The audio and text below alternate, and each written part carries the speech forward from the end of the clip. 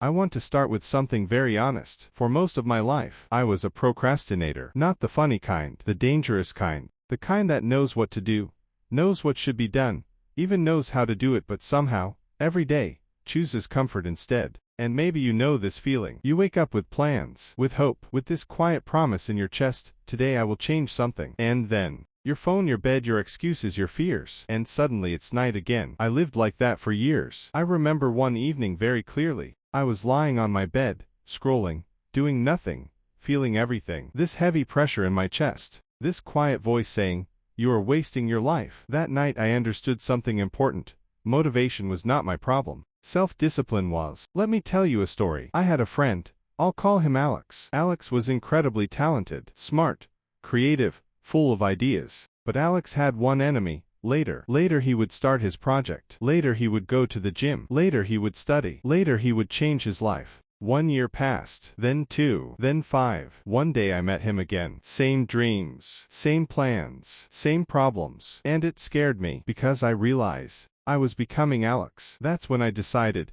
I don't want to live a life of potential. I want a life of progress. People talk about motivation a lot, but motivation is emotional, unstable, temporary. Self-discipline is different. Self-discipline is doing what must be done even when your mind screams, not now, not today, not me. Here's the part nobody tells you. Self-discipline is uncomfortable. It feels boring, lonely, hard, unfair. But regret is worse. When I started changing, I didn't do anything heroic. I didn't wake up at 5 a.m. and run marathons. I didn't delete all social media and become a monk. I did something much smaller. I made one promise. When the alarm rings, I get up. No negotiations. That's it. No philosophy. No inspiration quotes. Just action. And the first morning my body hated me. My brain created 100 excuses in 10 seconds. But I stood up anyway. That moment felt tiny, but it changed everything. Because self-discipline is not built from big actions. It's built from small victories over yourself. Let me give you some life hacks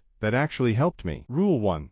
Decide in advance. When you wake up and try to decide what to do, you've already lost. Discipline is choosing yesterday what you will do today. Rule 2. Make it easy to start. Don't say, I will study for 3 hours. Say, I will open the book. Momentum will do the rest. Rule 3. Remove choices. I stopped asking myself, do I feel like it? I started asking, is this part of my plan? Rule 4. Respect your word. Every time you break a promise to yourself, you teach your brain not to trust you. There was another moment in my life I'll never forget. I had promised myself I would work on my goal that evening, but my friends invited me out. My brain said, you deserve a break. I stood there in my room, shoes in my hands, and suddenly I realized this moment decides who I become. Not tomorrow, not someday, now. I stayed home, I worked, and I didn't feel happy. I felt proud. That feeling is addictive.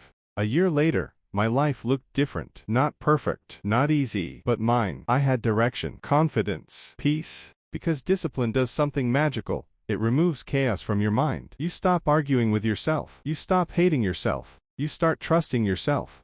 If you're watching this and you feel stuck, if you're tired of promising and failing, if you are scared that time is passing too fast, I want you to remember this.